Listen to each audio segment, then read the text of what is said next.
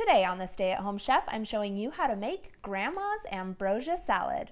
In Greek mythology, the food that the gods eat was called ambrosia. This recipe dates back to the late 1800s and was popularized in the United States in the 1920s. It uses exotic tropical ingredients, so they called it ambrosia salad because it's supposed to be the food of the gods. Which fruits you use depends on personal taste preferences, but pineapple is a staple and you can use either canned or fresh. Same with mandarin oranges, you can use canned or fresh. Another popular addition is bananas.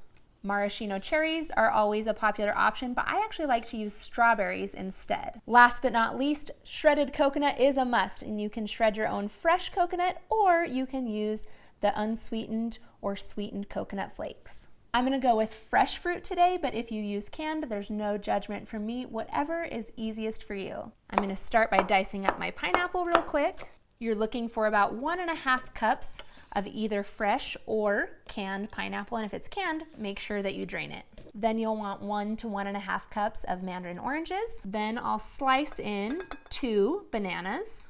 Then I add in a whole pound of either sliced or diced strawberry. You want to make sure that they are bite-sized pieces. So how you cut your strawberries kind of depends on the size of your strawberries. Mine were on the small end. Or you can use 10 ounces of drained maraschino cherries. Or really you could use both the cherries and the strawberries. I'm just a strawberry person myself. Next, you'll want to juice a lemon. You'll need 1/4 cup of lemon juice. Pour this over the fruit. This will add a little brightness of flavor, but also prevent oxidation, which is what will turn your fruit brown. Then I'm going to add in 1 cup of shredded coconut flakes and give this a quick toss just to kind of spread things out and cover all of that fruit with lemon juice. Now, miniature marshmallows were not a part of the original recipe, but it has become an absolute staple. And not just any miniature marshmallows, you want the colored fruit flavored ones, and you'll need about 1.5 cups total. Set that bowl aside for a second and grab another mixing bowl, and we're gonna whip some cream. You'll need 1 cup of either heavy cream or whipping cream, and then you can use a hand mixer to beat this until it reaches soft peaks. Add in 1 teaspoon of vanilla extract along the way.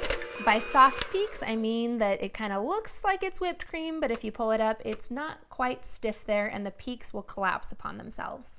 We're gonna keep on whipping this and start adding in 2 tablespoons of powdered sugar. Once you get all that in there, you'll also want to add in 2 teaspoons of cornstarch gradually, and this will help stabilize our whipped cream. Keep on whipping this until you have stiff peaks where the whipped cream can hold its shape. Last, you'll add in 1/2 cup of either plain or vanilla yogurt. You can use regular yogurt or Greek yogurt, and fold that in with your whipped cream. All that's left to do is transfer this into our bowl with our fruit and fold this all in. And you want to fold gently so you don't destroy your bananas, but you just give it a stir until everything is evenly mixed in. You can serve this right away, but it is a little better if you let it chill in the fridge for about an hour before serving. This should stay good in the fridge for somewhere between 48 and 72 hours.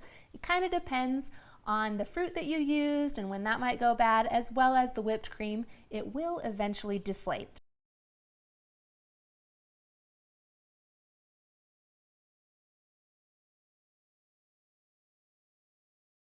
Thanks for watching. You can find the full written recipe in the video description. Be sure to subscribe, like, and follow, and check out the rest of my videos where you can find hundreds of restaurant quality recipes you can easily make at home.